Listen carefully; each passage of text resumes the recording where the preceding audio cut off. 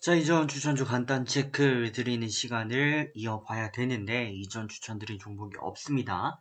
오늘 시장이 좀 많이 밀렸고, 저희 VIP 리딩 기준으로는 지금 아직 플러스예요. 근데 많은 분들께서 지금 멘탈이 많이 무너지시고, 또 시장이 폭락하는 거에 대한 두려움 많이 계시기 때문에, 개인적으로는 이번 달 많이 쉬었습니다.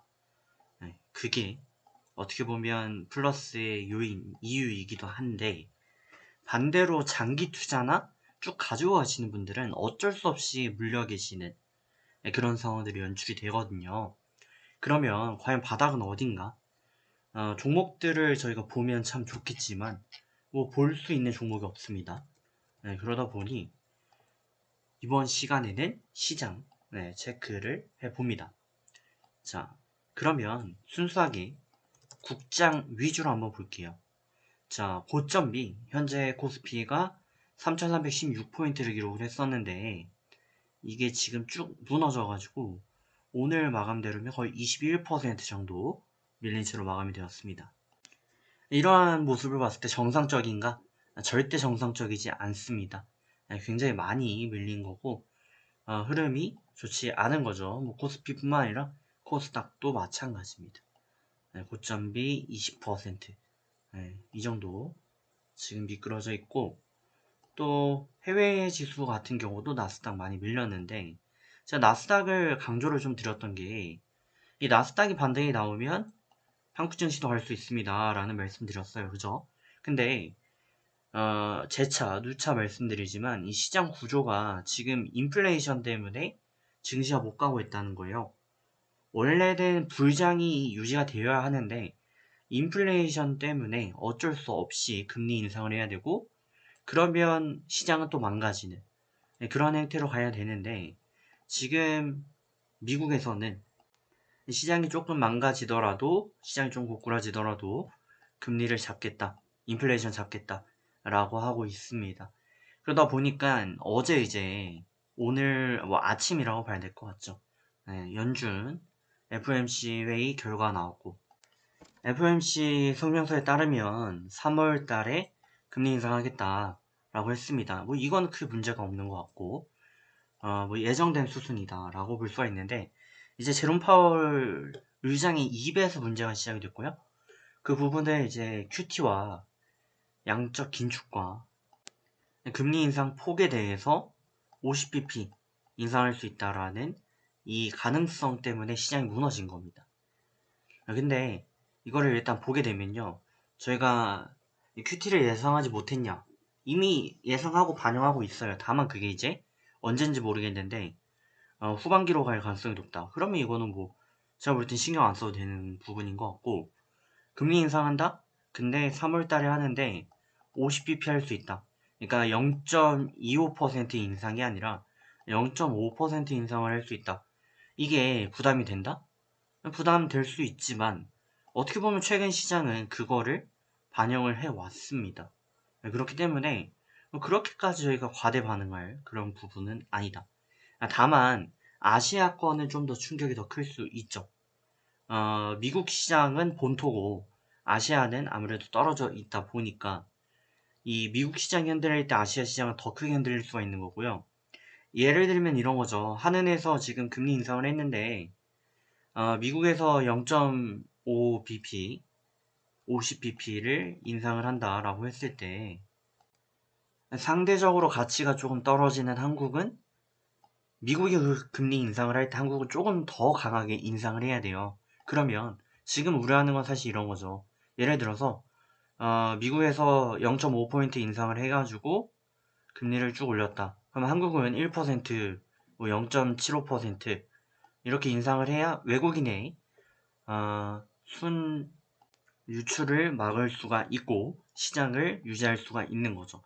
그러면 여기에 대해 생각을 해봤을 때, 대략적으로 지금 예를 들어서 뭐 집값 굉장히 문제가 많죠. 그리고 대출도 문제가 많은데, 제가 한 가지 가정을 들어보자면, 예를 들어 서울에 월세가 100만 원이었던 집이 있었다. 근데 이게 지금 와서는 뭐 집값도 오르고 뭐도 하고 해가지고 월세가 200이 됐다 이거예요.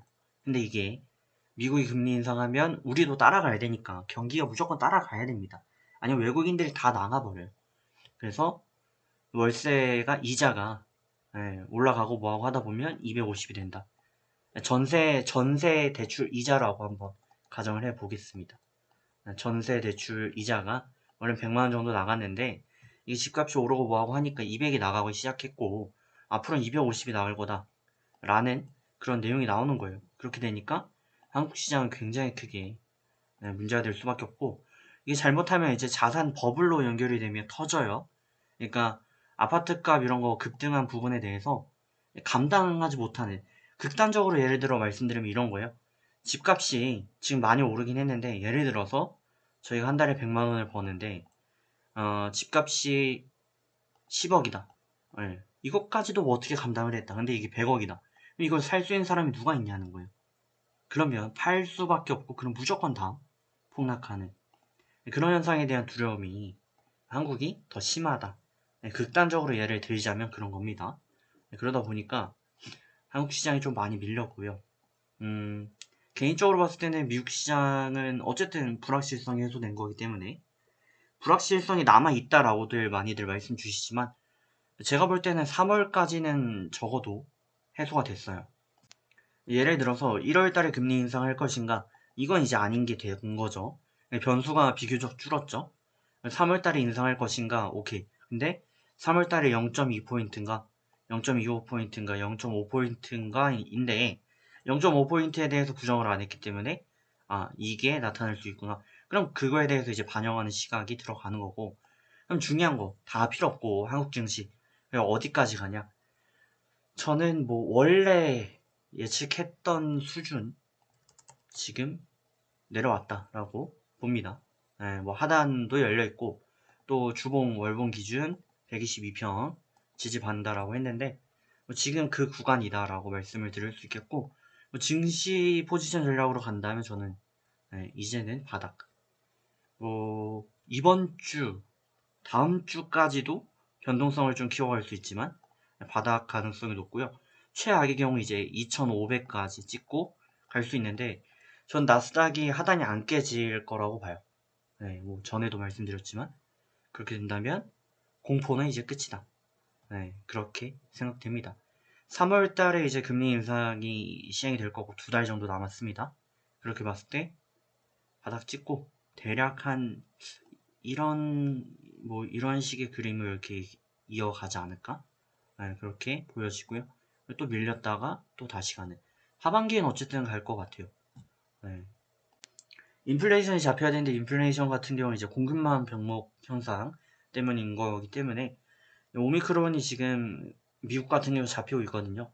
그렇게 봤을 때 6월부터 기존 오미크론 변이 같은 경우 향토병화 되어가지고 그냥 지나간다 라고 가정을 한다면 6월부터는 살아나고 그때 연준이 굳이 긴축을 빠르게 할 필요는 없을 것이다. 그렇게 보여집니다.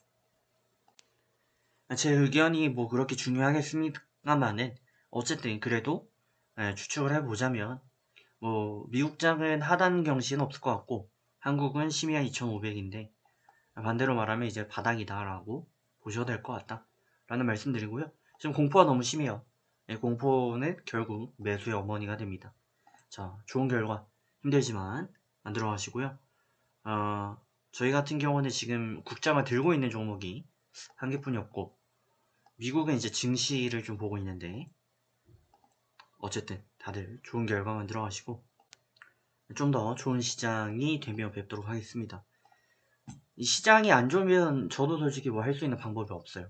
그러니까 시장이 안 좋아서 저희가 이틀 전에도 추천드린 종목들을 막 터졌어요. 오르는 건 좋아요. 근데 어쨌든 시장이 안 좋으면 대부분 개인 포트들이 계시기 때문에 굉장히 냉담한 게 사실이에요. 그래서 시장이 올라오는 게 좋죠. 올라오기를 기대를 해보고 저도 어쨌든 뭐 방어하는 수준이잖아요. 방어하는 수준이기 때문에 100% 막지는 못하는 거고 그리고 엄청난 수익으로 연결되지도 못하는 그런 부분이 있기 때문에 좀 더 좋은 시장을 기대해 봅니다.